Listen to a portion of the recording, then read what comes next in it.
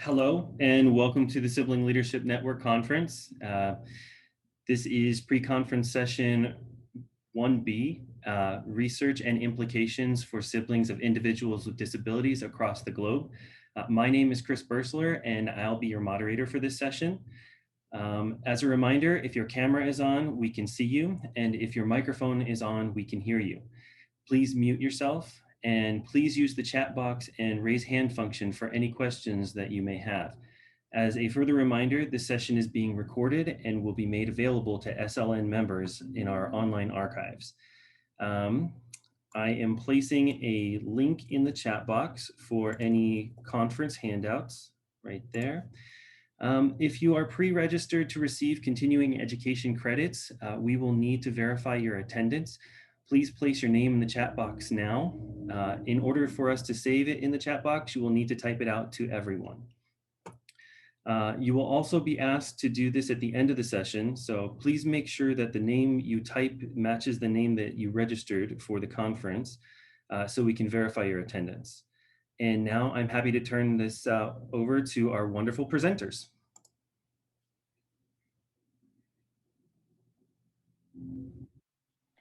Hello, everyone. Today, we're going to talk about a four-country comparative analysis of future planning among siblings of individuals with IDD.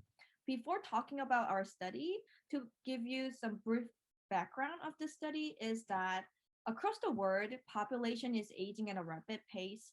And as a result, siblings of individuals with IDD are more likely to assume their caregiving role for their brother and sister as their parents' caregiving capacity decreases. However, past studies only focusing on United States context, while we don't know much about how East Asian siblings perceive their future planning or caregiving role for their brother and sister. So today, our study aims to explore and compare future planning activities or caregiving activities across American and Japanese and South Korean and Taiwanese siblings. Here are the SIP team members. We used 4 data sets from 4 different countries. So from South Korea, my name is Chang Lee. I'm in charge of South Korean data set. Hello, my name is Mayumi. I'm working as assistant professor in San Francisco State University. I was in charge of Japanese data. Hi, I'm Kaya Chiu, an assistant professor at the National Taiwan Normal University. I'm in charge of the Taiwanese part. And also we use a United States data set from, thanks to Dr. Burke, who is also a fellow of AIDD as well. And now we're going to talk about the background of this, our study. Yes, so I'm going to talk about a scoping review that we conducted. The purpose of the scoping review was to explore how family and cultural backgrounds influence siblings' experiences with a sister or a brother with intellectual and developmental disabilities living in the United States. We wanted to focus on United States context for this scoping review because we know that US is very diverse, and we wanted to just to focus on the US context and then see how cultural identities influence the siblings' relationship. We only found 8 studies meeting criteria. A total of 648 siblings from Latinx, Black African American, Asian American, White European American backgrounds worked on the siblings' relationship, sibling emotional and behavioral functioning, and some studies also looked at school functioning and caregiving responsibilities of a siblings of a sister or brother with intellectual and developmental disabilities. And one of the findings we came across is that parents' perception, which were already influenced by cultural identities toward a disability, that also influenced their expectations toward children without intellectual and developmental disabilities about their role for a child with intellectual and development disabilities. So we suggested some of the implications, including the need for culturally responsive support interventions for siblings across age range and the life stages. We only found one study focusing on adult siblings, as specifically targeting Black African American females for their sisters with intellectual and development disabilities. And we also see the need for parent-family education and ongoing training and support. Overall, the research gap in understanding diverse siblings' experiences within the United States led us to the current study to look at the siblings' relationship influenced by cultural identities across the countries. But we are situated in the best for this type of study because we are already sibling researchers from Eastern Asian countries studying in the United States or have studied in the United States. So we have both understanding our own home countries as well as the US context. So the current study, we looked at the research questions. Next slide. To explore and compare sibling caregiving and future planning experiences in each country, US, South Korea, Japan, and Taiwan. And then we also just wanted to look at similarities and differences in sibling future planning trends across these 4 countries. Now on to the method section. Our recruitment and study procedures were approved by institutional review board in different countries. The survey was put onto a secure survey platform in the US. It's on the Qualtrics and also Korea. I think in Japan and Taiwan, it's put onto SurveyMonkey. In the original study, the US site, the study aimed to recruit siblings who were older than 18 years old and have siblings of the sister or brothers with intellectual and developmental disabilities, and they were at that time living in the United States. The survey was developed in collaboration with the Sibling Leadership Network and revised with feedback from professors, professionals, and siblings of individuals with IDD. With respect to the survey, there were a total of 250 questions. Using branch and logic, it took between 20 and 25 minutes to complete. And as you can see on the screen, it's divided into 6 different domains. Furthermore, the survey questions were then translated and contextualized for different countries in Korean, Japanese, and traditional Chinese. And we choose to highlight these following variables to present to you today. For the participant, they were several hundreds of adult siblings of individuals with IDD. In US, there were over 900. In South Korea, close to 200. In Japan, there are close to 500. And in Taiwan, it's still ongoing, and we have close to 100 participants. They were primarily female, and the age of the sibling respondent ranged from 16 to 83 years old. If you look at the demographics, they had at least a college degree and were some were married and some were still single, and you could check out the other information on the slide. We also gather information from participants about their brothers or sisters with IDD. With the exception of United States, the majority of the participants were male. On average, they were middle-aged, and in addition, many of them are still living at home. Now let's talk about the measures. Respondents completed 10 items on the extent of caregiving. Specifically, they answered the following question. In which domains do you provide caregiving for your brothers or sister with disabilities? And the items fall in the domain of transportation, household help, and so on and so forth. They were responded on a 5-point Likert type scale.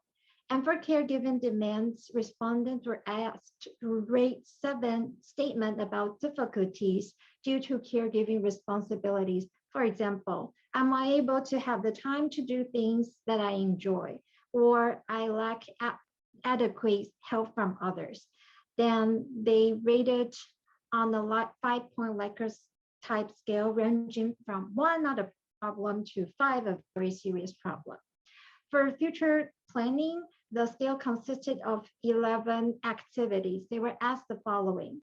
The question below describe various activities related to future planning and your involvement or barriers. And the activities included the following. Created a letter of intent, located an attorney, established legal guardianship, etc. They were responded in 2 ways, no or yes. For future planning barriers, the respondents were asked, which of the following barriers have you or your family experienced in relation to future planning? And then included 12 different items, including lack of information, inertia, financial burden, etc.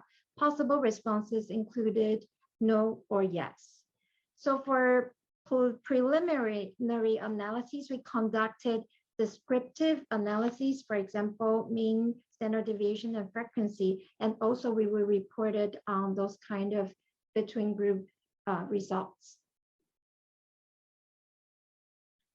Now we're going to talk about our findings of this preliminary analysis. First of all, we look at how many siblings perceive themselves as a future caregiver. And as you can see, like very higher number of siblings, such as like almost 93% of siblings perceive themselves as a future caregiver. However, you could see that South Korean siblings have a little bit lower than other countries, which is 68% of siblings perceive them as future caregiver.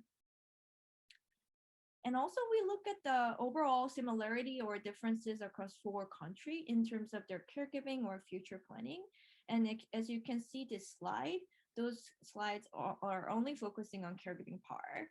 And as we run ANOVA with Bonferrini post-hoc multiple comparisons, we found that in terms of caregiving supporters, Taiwanese siblings has much more supporters in caregiving compared to United States or Japan. And when we look at the caregiving domain, which is the extent of caregiving, you can find that Taiwan and the United States siblings has much more greater extent of caregiving compared to Korean and Japan. And caregiving demands, which asks some questions about whether they feel stressed and emotionally drained from caregiving or whether they are physically tired from caregiving. We found that Korean siblings much reported higher demands compared to other 3 countries as well. And on the other hand, when we review those caregiving competence, well, whether how competent do they feel as a caregiver for their brother and sister with intellectual and developmental disabilities, we found that American siblings reported much higher competence compared to other Korean, Japan, or Taiwan siblings as well. And now we also look at the future planning involvement, how many barriers they do report in terms of future planning and also advocacy. And you see that there are significant differences across those 4 countries that compared in terms of future planning involvement, Japanese siblings reported much lower future planning involvement compared to other countries as well. On the other hand, in terms of barriers, we found that Korean siblings are reported much more barriers compared to the United States, And compared to the United States, Japan and Taiwan has reported less barriers as well. And advocacy, whether how many siblings involved in this advocacy activity, we found that United States and Taiwanese siblings reported much higher involvement in advocacy activity compared to Japan. And across all those 4 countries, Korean siblings reported much less advocacy activities as well. And we also look at more details about how many percentage of siblings reported those future planning barriers. And you see that those pink line is South Korea and the red line is United States and blue line is Japan and yellow line is Taiwan. You see that Korean siblings somehow reported much higher future planning barriers across all items. And we found that instead of for Korean siblings, they reported that they don't have much barriers in terms of finding services or emotional barriers or mortality barriers. Instead of that, they reported they are concerned of lack of information or financial cost, or even more concerns about conflict with family members. On the other hand, United States siblings reported like overall all the barriers across all items. And for Taiwan, you can see that they reported they have much barriers in terms of lack of information. And for Japanese siblings, you find that they have a little bit more future planning barriers reported in terms of difficulty finding services or procrastination as well. So across those 4 countries, even though this is very preliminary analysis and we are still collecting more data across 4 countries, we found that across those 4 countries, almost 81% of siblings consider themselves as a future caregiver for their siblings with IDD. However, we found that those siblings are still not part of future planning activities, or they have a lot of concerns for their caregiving role as well. And we also found some trends that across 4 countries, there are some different levels of caregiving involvement, stress, or future planning, but also within the East Asian context, those 3 different countries such as Japan, Taiwan, and Korea, they also have reported different levels of caregiving, stress, or future planning activity, which is also should be targeted when they develop specific intervention for those siblings as well. And above all, we would like to highlight that there should be more awareness of sibling support in the field and across the countries as well. And for the last time, not the last time, we would like to thank other team members who is in this picture. Although we only have 3 people presented for this presentation, we received so many supports and feedback from our team members as well. Thank you, everyone.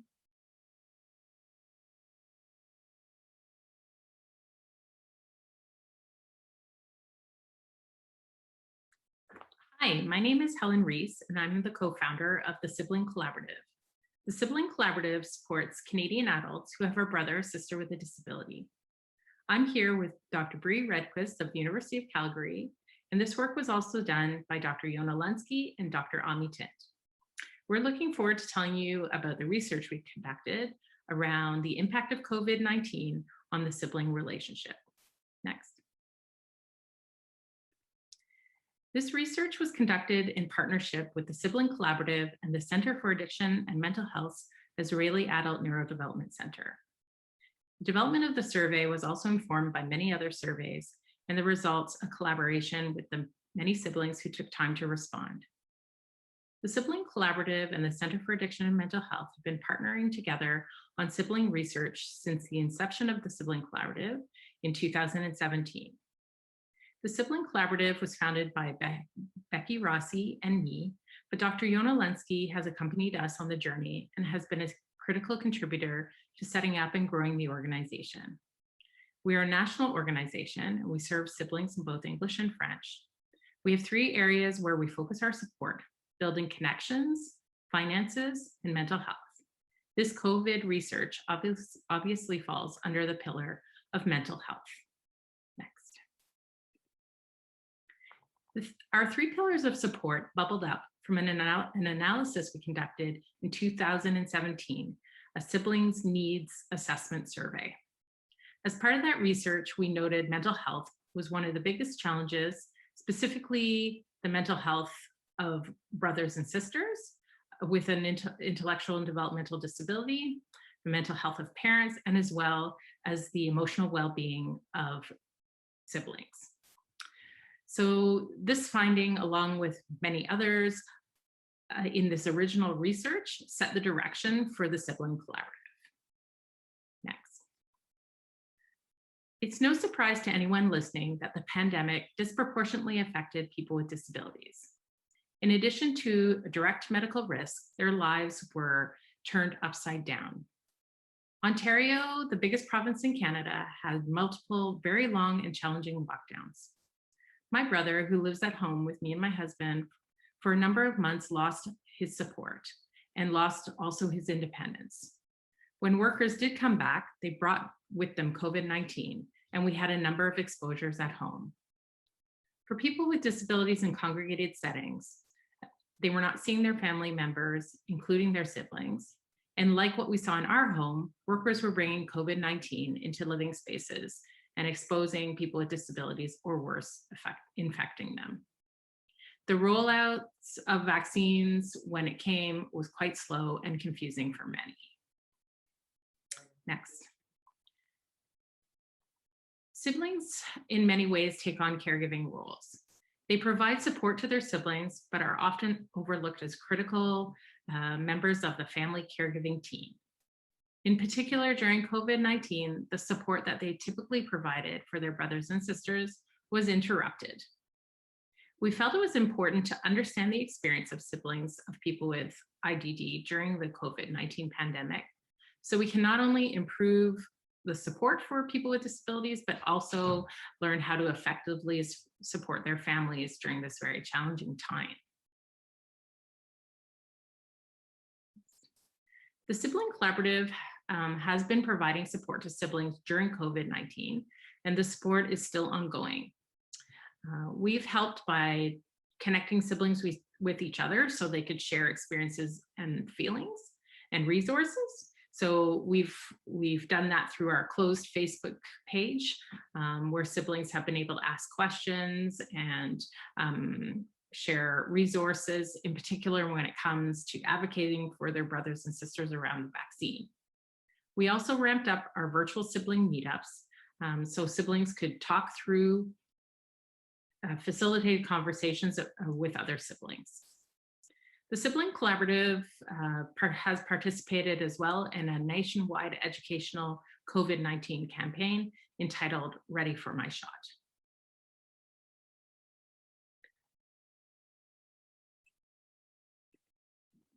Thanks, Helen. So now that Helen's given some background about the importance of siblings as well as their role within the COVID-19 pandemic, I'm going to delve into 2 studies that we conducted during the COVID-19 pandemic. So the first was, it began in May 2020, and that was at the beginning of the first lockdown.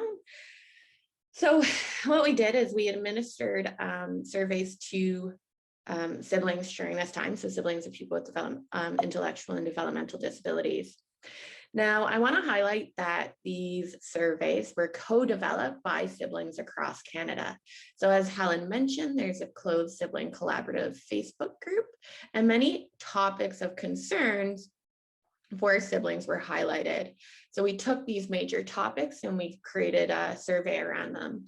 So these topics were concerns around health and well-being of their brother or sister, emotions that they were feeling, as well as helpful resources.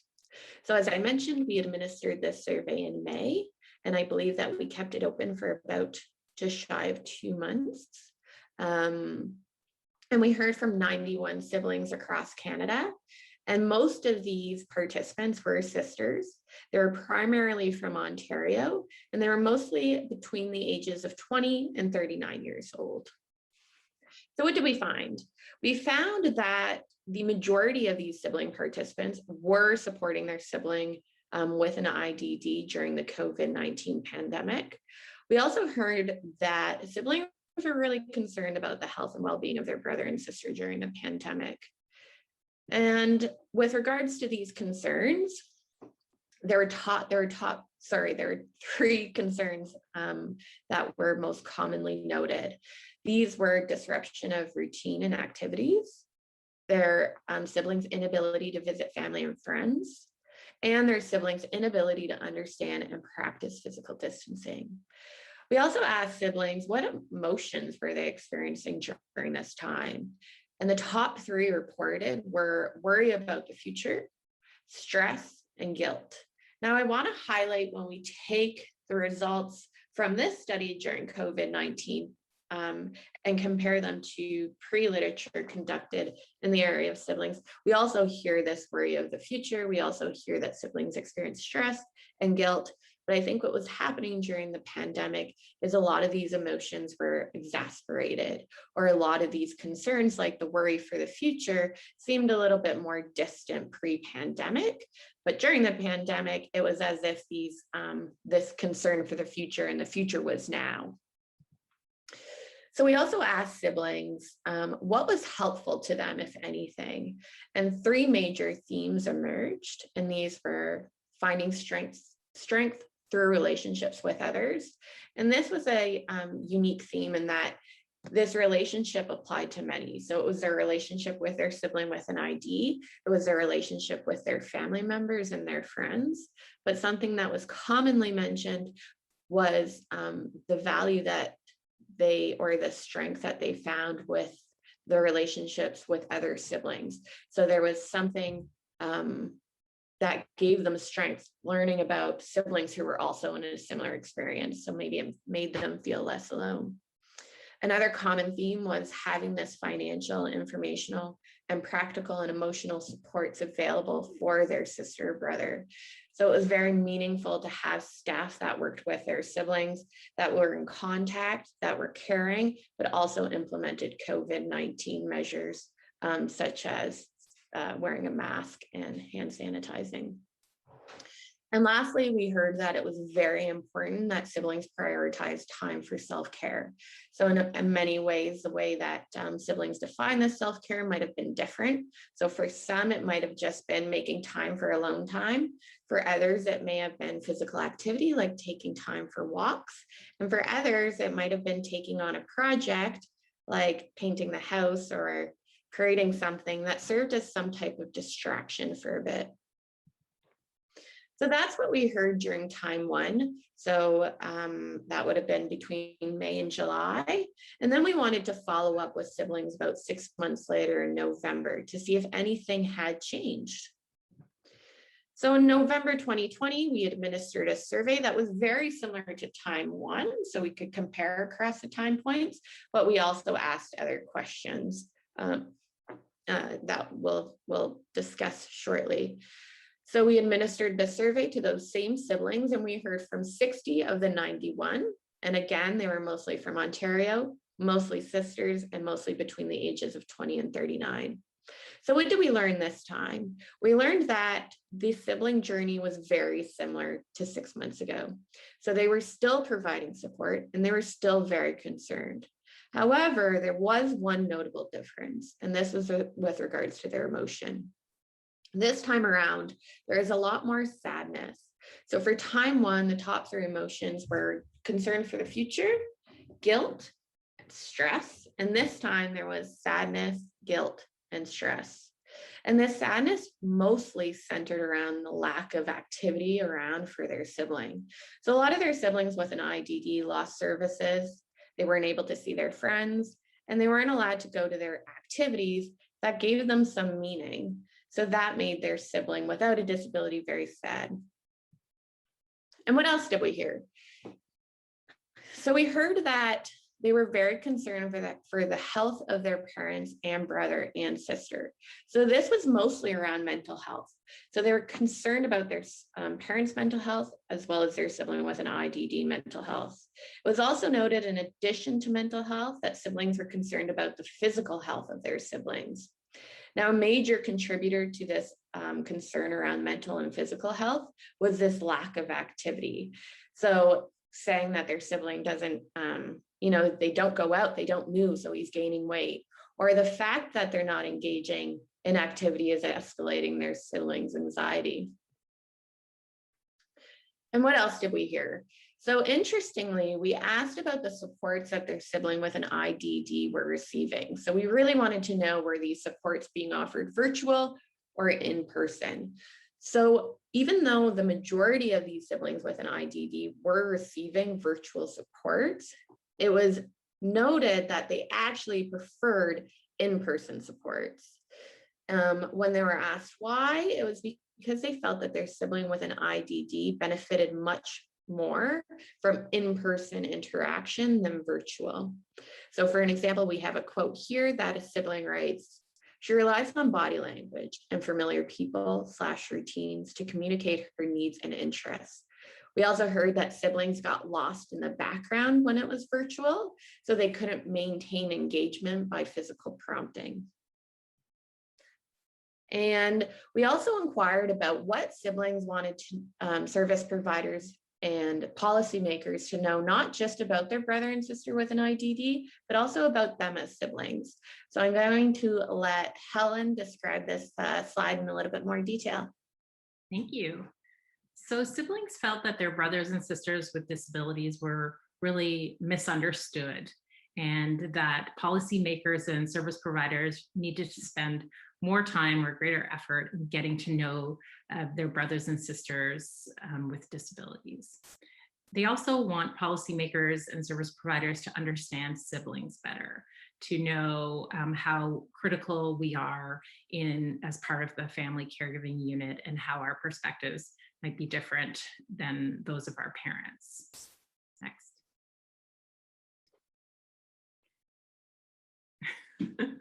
Our study had a number of limitations.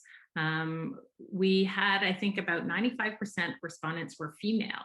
And so we're curious about the the brother's perspective, and where are those brothers, and what was the pandemic like for them in their sibling relationship. We wanted to note that siblings with disabilities were not consulted, and they were not included in this survey. That most of our survey participants came from Ontario, and we recruited them in a narrow way through the Sibling Collaborative's newsletter and through social media. So I think in conclusion, we can say that the impact of the pandemic definitely weighs heavily on families of people with disabilities. And this is particularly true to siblings. Something that I mentioned prior was that pre-pandemic, we knew that siblings were stressed, that they were experiencing difficulties in their caregiving role, and that there was this concern for future. However, during the COVID-19 pandemic, I think all of this came at the forefront. It became more urgent and more exasperated. So we know siblings are concerned, they're experiencing sadness, worry, and high levels of stress, And unfortunately, their needs are often overlooked, regardless of the fact that they're the longest lasting relationship in their brother or sister's lives. So I think now more than ever, supports are needed for this group. And we really hope that our research lends the foundation and framework to help develop those supports. As we mentioned, we have conducted now 2 studies on the COVID-19 pandemic, one of which is cited or in a peer-reviewed journal, and then the other that's a report on the CAMH website. There was also a lovely infographic made that came from this research, so please feel free to check those out. Here are the links. And then, as always, our emails should be located within these reports. Feel free to reach out if you'd like to learn more. Thank you so much for listening. Thank you. All right. Thank you very much to all of our presenters. I'm going to open this up for questions now. So if you have any questions, please feel free to put them in the chat box or use the raise hand function and I will unmute you. I'll turn things over to our presenters now.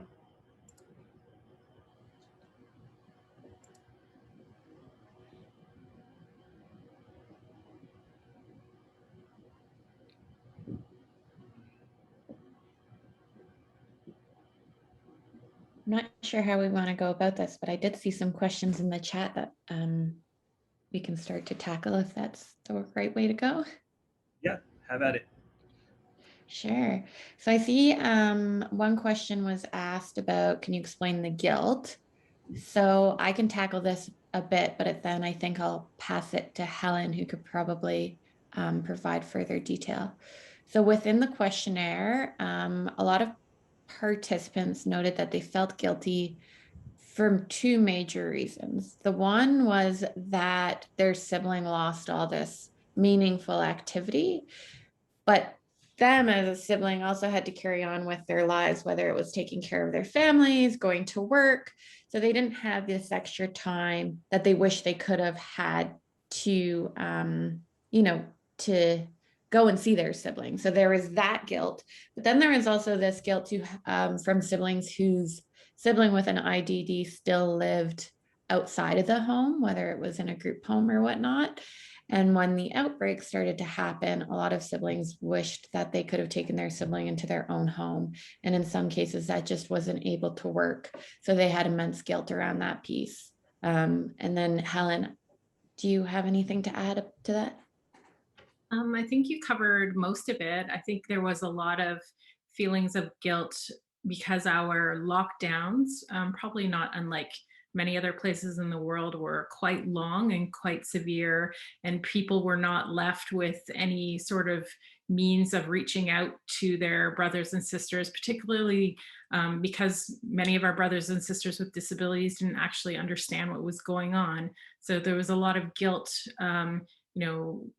worrying that their brother and sister didn't know why suddenly they weren't visiting, or why suddenly they were only available on FaceTime or Zoom. So I think the emotion of guilt was really complex, and what Bree and I have touched on is probably just the iceberg of really the complexity of that feeling of grief for siblings who have a brother or sister with an IDD.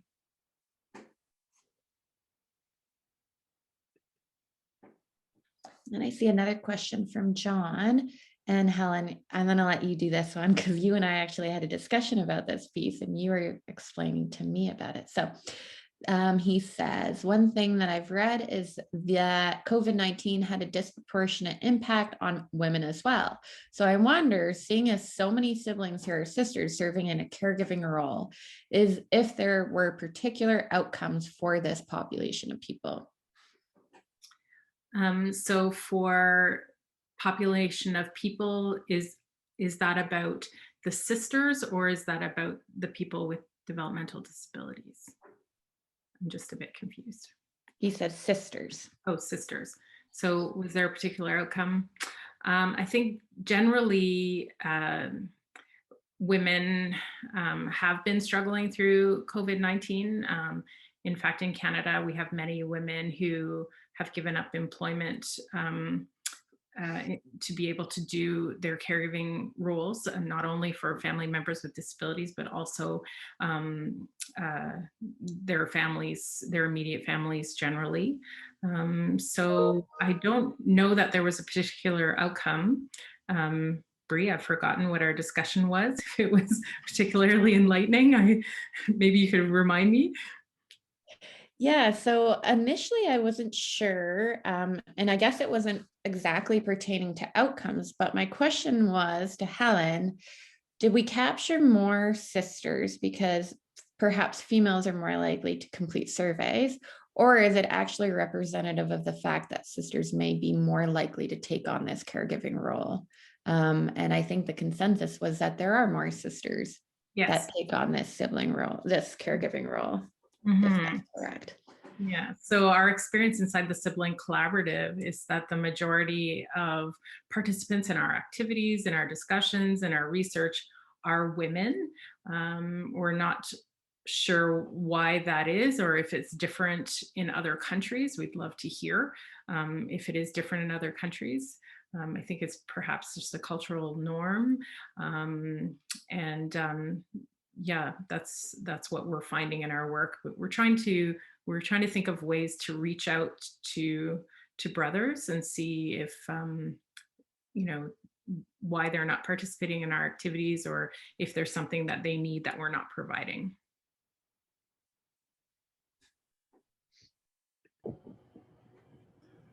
I also want to mention that Mayumi Hagiwara is also on the call if anybody has any questions about that first study as well.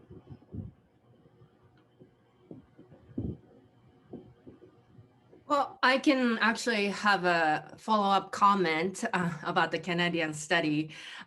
You know, like this 1B presentation is about across the country, I mean, across the globe. So, you know, I feel that like we see the similar trends. It could be exactly the same, but each individual story is different, but the bigger trends are very similar, even COVID related issues and then stories, grief, worries. Taiwan, Kaya, South Korea, Chanyu, and I, just the three of us talking to each other. Exactly, we have seen the similar stories.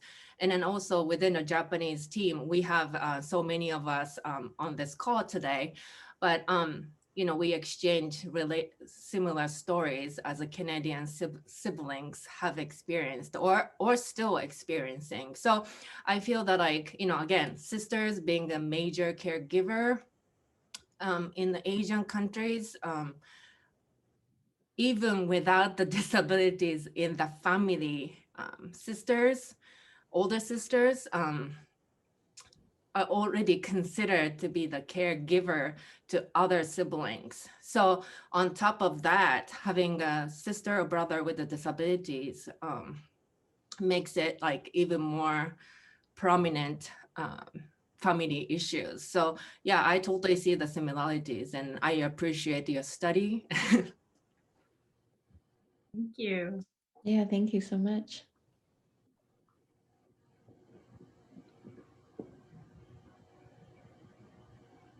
I also see Emily's comment in the chat. That's also interesting. She says SibNet in the US has existed for decades and has always been 90% plus sisters. Mm-hmm.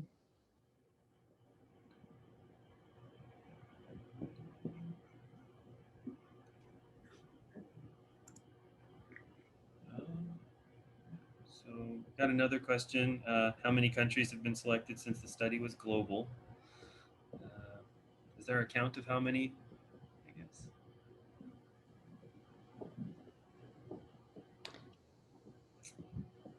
Is that for Mayumi?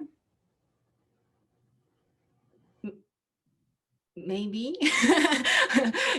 This is, again, this is a part of, so Chanyu from South Korea, Kaya from Taiwan, and myself from Japan. We met through SLN and then AIDD. So that's how we bond together. And then always talked about doing some cross-cultural study analysis. And because Chanyu, Katie, and Megan Bark developed the survey and then collected the data within the United States, we decided to translate the survey and then do the full country comparison as a US reference point. And we assume that the findings within Taiwan, South Korea, Japan would be somewhat similar comparing to the US data, but we were surprised to see it's not. You know, even if South Korea, Taiwan, and Japan are geographically very close to each other, culturally very close to each other, but you know, we still see the differences. Taiwan is still collecting data because of COVID. we had to pause. But after we finish Taiwanese data collection, we're gonna take a look at data a little bit more closely so that we can kind of tease out why their cultural differences exist and where exist.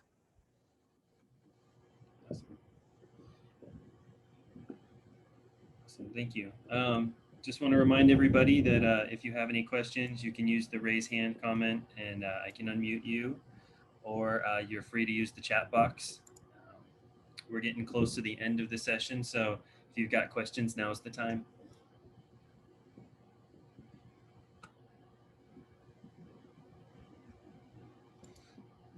All right. Looks like everybody may have already asked all their questions, so I'm going to go ahead and wrap things up a little early. So let's see, I just want to send a big thank you to all of our presenters and to everybody who has joined us today. If you're pre-registered for CEUs, please type your name in the chat box to everyone now. Oh, looks like we've got one last question here, so I'll continue on. So how can this information be translated to helping struggling caregivers materially? How can we reduce burden and, frankly, the trauma of this experience around COVID-19? Thank you, John.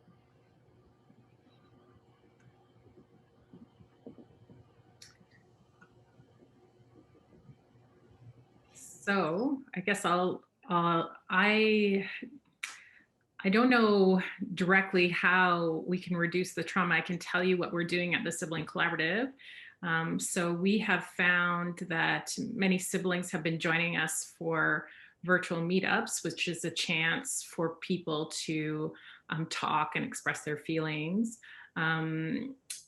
We hold those every 2 weeks in English and once a month in French. And we found that for siblings who are comfortable talking and receiving and giving peer support, that's been a really successful model. In the fall, we're also going to be running acceptance and commitment training with a clinician and some sibling team. We're going to be doing that in the fall, again, hoping to soothe some of those difficult feelings. I mean, often siblings really just wanted information, and our closed Facebook group is not unlike SibNet, except for it's for Canadians, and it's a chance for people to express their feelings. So I think it would be great to just talk about what could be done, because no doubt there is a collective trauma from this experience. I certainly felt it myself, yeah, there's work to be done for sure. Thank you. Emily has. Can I also follow up with that? So because we have Japanese siblings on the call, so Yasuko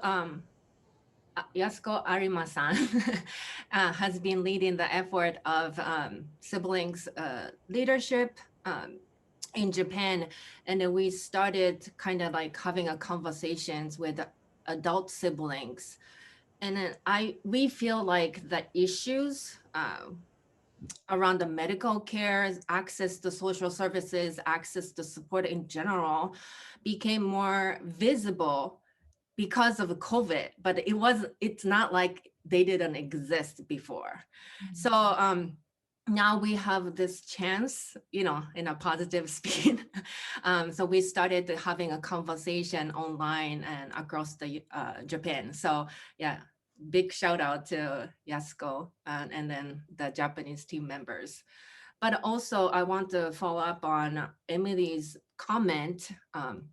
As we did a scoping review, we found that surprisingly, Latinx population has been studied. I mean, the work has been studied around the Latinx siblings, but because we feel that the sibling researchers from Latinx background was more active, but we pointed out that we need more researchers who are interested in exploring around the siblings experiences, as well as like making up implementing culture responsive interventions for siblings.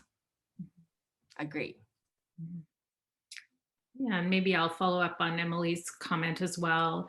And for Canadians, there's also the Francophone group, which we need to consider. So the Sibling Collaborative is an emerging organization. We're quite small, but we have on our radar most certainly to include Francophone, Indigenous, and visible minorities in our research.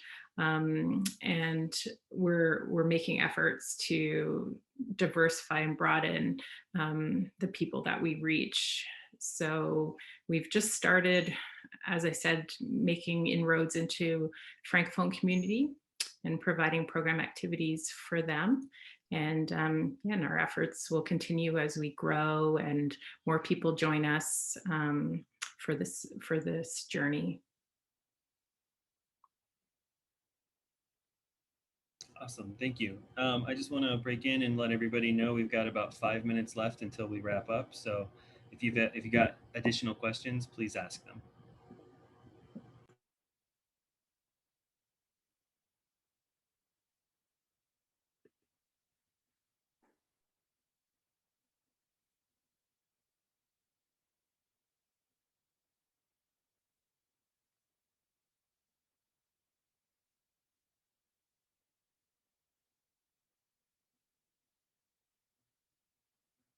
Right, looks like that may have been it for questions. I'll go ahead and start wrapping up with wrap-up comments, unless we get any more questions while I'm doing that.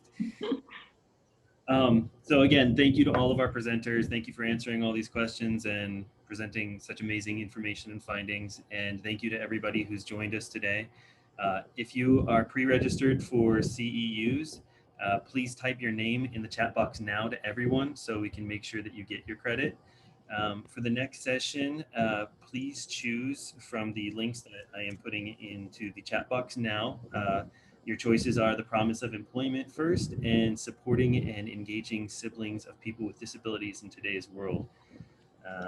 Thank you, everybody, and I look forward to seeing you in the next sessions. Thank you.